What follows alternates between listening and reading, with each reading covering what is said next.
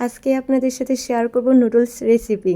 বিকালের নাস্তায় এমন একটি মজার রেসিপি থাকলে আর কি কিছু লাগে বলেন। হ্যালো এভরিওয়ান, আসসালামু আলাইকুম। কেমন আছেন সবাই? নুডলস রান্না করার জন্য আমি প্রথমে একটা কড়াইতে পানি দিয়ে তার মধ্যে কুচি করা গোশত ও আলু দিয়েছি সেদ্ধ করব বলে। এরপর ঢাকনা দিয়ে ঢেকে দিয়েছি। 10 মিনিট পর যখন আলু আর গোশত সেদ্ধ হয়ে গিয়েছে তখন আমি নামিয়ে নিয়েছি। আলু আর গোশত সেদ্ধ হয়ে যাওয়ার পর নুডলস সেদ্ধ করার জন্য কড়াইতে আমি পানি দিয়েছি। এরপর নুডলসগুলো ভেঙে অ্যাড করেছি। নুডলসগুলো ভালোভাবে নাড়াচাড়া করে ঢাকনা দিয়ে ঢেকে দিয়েছি। 3 মিনিট পর ঢাকনা উঠিয়েছি নুডলসগুলো ভালোভাবে সেদ্ধ হয়েছে কিনা তা দেখার জন্য। নুডলস ভালোভাবে সেদ্ধ হয়ে যাওয়ার পর একটি ছাঁকনির সাহায্যে ছেঁকে নিয়েছি। এখন নুডলস ভাজার জন্য আমি একটা কড়াইতে তেল দিয়ে তার মধ্যে রসুন কুচি দিয়েছি।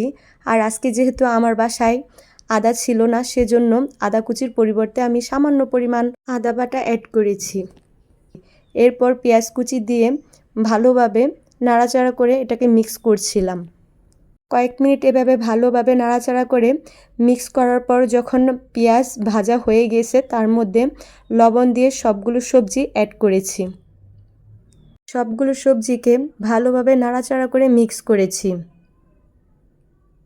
এখানে সবজি বলতে টমেটো, বরবটি আর শসা অ্যাড করেছি। এরপর হাফ চামচের মতো এখানে টমেটোর সস অ্যাড করেছি।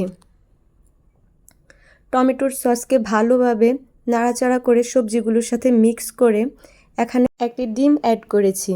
ডিমটাকে ভালোভাবে সবজির সাথে নাড়াচাড়া করে মিক্স করে আগে থেকে সেদ্ধ করা নুডলস দিয়েছি। নুডলসটাকে ভালোভাবে নাড়াচাড়া করে মিশাচ্ছিলাম।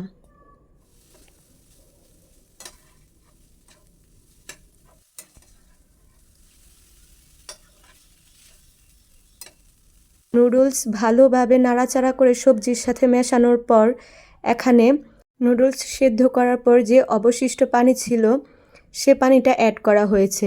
এরপর এখানে নুডলসের মধ্যে যে মশলা দেওয়া থাকে ওই মশলাটা অ্যাড করার পর ধনিয়া কুচি অ্যাড করে ঢাকনা দিয়ে ঢেকে দেওয়া হয়েছে। 5 মিনিট পর ঢাকনা উঠিয়ে দেখি পানিটা প্রায় টেনে এসেছে। এই তো আমার নুডলস রান্না প্রায় শেষের দিকে। ফাইনালি আমার নুডলস রান্না ডান।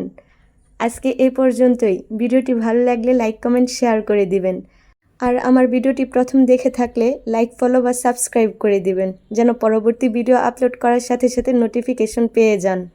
ভালো থাকবেন সবাই। আল্লাহ হাফেজ।